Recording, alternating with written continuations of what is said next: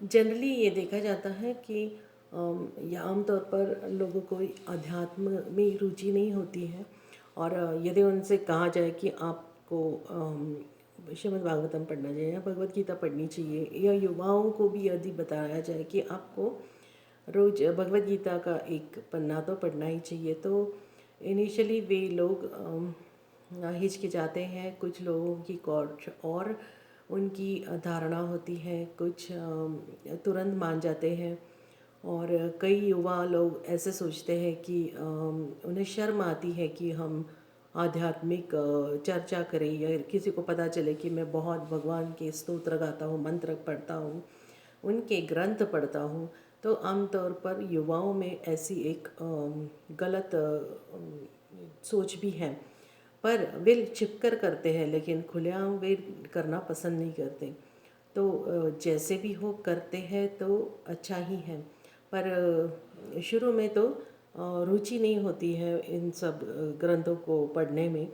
और जब उन्हें पता चलता है कि बहुत पाप अगर करते रहे, दूसरों को दुख देते रहे, किसी की चोरी वस्तु चोरी कर ले, या किसी को मरणांत तक वेदना दे, तो इन सब का ये तो कर्म जो है बुरे कर्म है, और इस सब का फल बहुत बुरा होता है। वो भुगत कर ही समाप्त करना पड़ता है।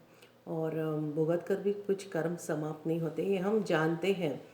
तो फिर इन्हें ऐसे भय दिखाना पड़ता है कभी कभी, तो उन्हें वो भागवतम के बारे में विश्वास दिखाते नहीं है, तो फिर उन्हें फिर वे विश्वास नहीं रखते। फिर उन्हें याद दिलाया जाता है कि तुम्हारे घर में कोई किसी की मृत्यु हुई होगी तो कौन सा पुराण पढ़ा था, तो फिर वे बताते गरुड़ पुराण पढ़ा था। तब फिर उन्हें स्मरण में आता है कि हाँ, उसमें लिखा था, उसमें पढ़ा था कि इतने सारे 24 या 28 तरह के नरक होते हैं, और इन नरकों में व्यक्ति को भुगवाया जाता है मृत्यु के पश्चात, क्योंकि उसने इतने गंदे बुरे कर्म किए होते हैं मानव काल देह के काल में।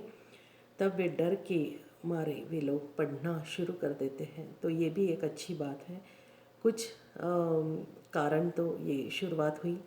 तो किसी भी प्रकार से यदि कोई व्यक्ति आध्यात्मिक चेतना में आ जाए, तो वो अच्छे काम करने में प्रवृत्त होगा, फिर उसमें अच्छाई आती जाएगी, वो सात्विक वृत्ति का बंधा जाएगा। और फिर क्या चाहिए, ऐसे सात्विक लोग फिर आगे बढ़ भी जाते हैं भक्ति में। तो हमें किसी के प्रति कोई दुर्भावना नहीं करनी चाहिए कि ये मैं आगे गया हूँ, मैं भागवतम पढ़ता हूँ, ये इसी कुछ और पढ़ रहा है आध्यात्मिक ही लेकिन पढ़ रहा है, तो इससे ज़्यादा मैं श्रेष्ठ हूँ कि मैं भागवतम पढ़ रहा हूँ। ऐसी कोई बात नहीं होती है हमें। पर ये तो इमेच्योरिटी का ही प्रदर्शन करता है।